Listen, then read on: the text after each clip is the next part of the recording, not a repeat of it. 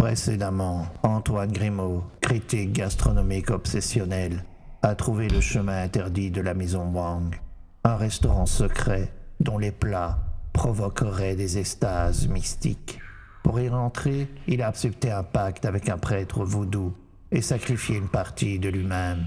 Une adresse gravée dans la chair l'a mené à l'entrée du restaurant. Il a franchi la porte et la fin du monde l'a regardé. Maintenant, quand j'ai franchi le seuil de la maison Wang, le silence m'a englouti comme un velours noir. L'intérieur n'avait rien d'exotique ou de kitsch, pas de lanterne en papier, ni de dragon de pacotille, juste une lumière chaude, diffuse, comme filtrée à travers de la peau, et cette odeur étrangement familière, une effluve ronde, épicée, avec un fond d'algues noires et de musc. Cela m'a saisi à la gorge, et j'ai su que je ne partirais jamais. Un homme m'a accueilli sans un mot, vieux, chauve, au costume immaculé. Il m'a simplement fait signe d'entrer. Et là, dans une salle à manger ovale, au mur recouvert d'un tissu rouge sombre, j'ai pris place, seul, et sans un mot on m'a servi. C'était un dim sum, parfait. Son pédillage relevait de la calligraphie. Je l'ai porté à ma bouche et... je n'ai pas de mots pour ce que j'ai ressenti alors. Ce n'était pas un goût, c'était une réminiscence d'enfance, une ivresse amoureuse, un orgasme et un vertige religieux à la fois. Mes yeux ont coulé sans que je le veuille. Ma main droite tremblait. L'autre n'était plus là pour trembler avec elle. Et mon estomac, au lieu d'être rassasié, s'est creusé davantage, comme si chaque bouchée appelait la suivante, comme si j'étais devenu le vide de lui-même. On m'a servi un deuxième, puis un troisième.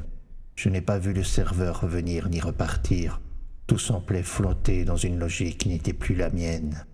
Les jours ont passé, je n'ai plus vu le dehors. Mon téléphone n'avait plus de réseau. Je dormais dans une petite chambre à l'étage déjà préparée. On lavait mes vêtements, on remplaçait mes chaussures par d'autres plus souples.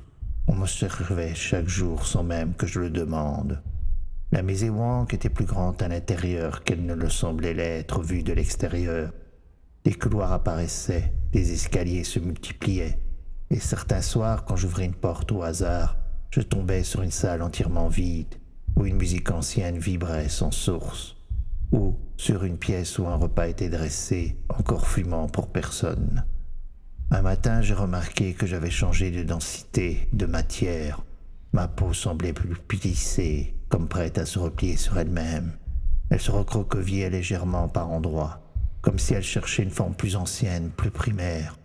Et à l'extrémité de mon bras gauche, là où il n'y avait plus que moellons, quelque chose avait commencé à pousser, une excroissance molle, charnue, vaguement articulée, comme une caricature de main dessinée par un enfant malade. Puis vint le sous-sol, une porte dissimulée derrière un paravent de bois laqué. Je ne sais pas pourquoi je l'ai ouverte ce jour-là. J'ai dévalé les marches et j'ai débouché sur le lieu où l'on préparait les menus de la maison Wang. C'était une salle éclairée par des lueurs verdâtres, une gigantesque cuisine avec une myriade de cuisiniers qui se pressaient autour des plans de travail et des cuiseurs vapeur. On entendait la vapeur siffler, et au centre de cette salle, une chose, un amas de chair palpitant, immense, lové dans un cocon de vapeur.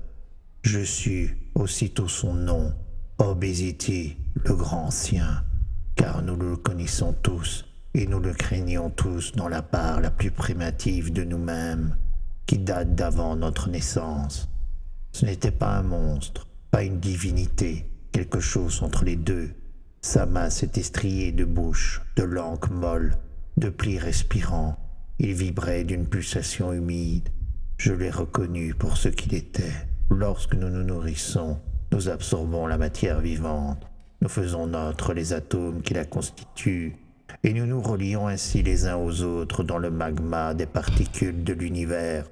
Se nourrir, c'est redistribuer sans cesse les particules éternelles dont nous ne comprenons ni la nature, ni l'essence, et nous communions alors avec le gouffre cosmique du tout en un, du dévoreur ultime, celui qui redistribue les particules du monde Obésity, la fin du monde, la fin du cosmos.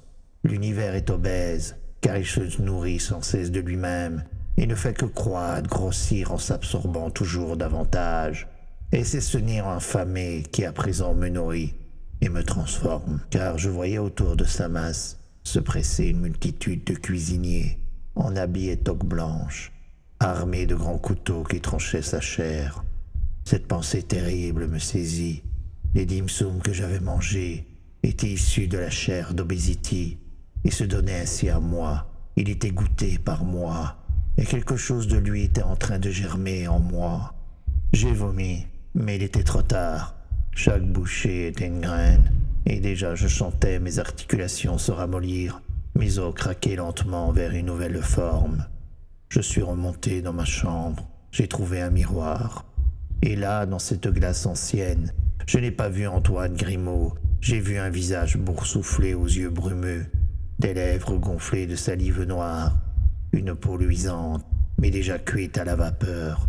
Et j'ai compris, ma chair était en train de se replier sur elle-même, comme un origami vivant, comme le pli subtil d'un dim sum. J'étais en pleine transformation, en transmutation, sous l'action lente et profonde de la chair d'Obésity, dont je me nourrissais jour après jour. Ma peau s'enroulait lentement, mes membres se repliaient dans une position fœtale. Une membrane se formait autour de moi, un cocon moite, soyeux, fait de vapeur et de souffle.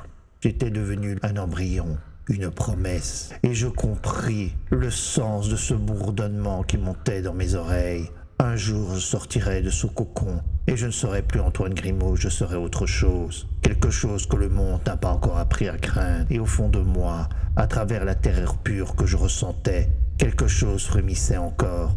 Une faim sans fond que je devrais apaiser une fois que je serai né. Obésity, dim sum.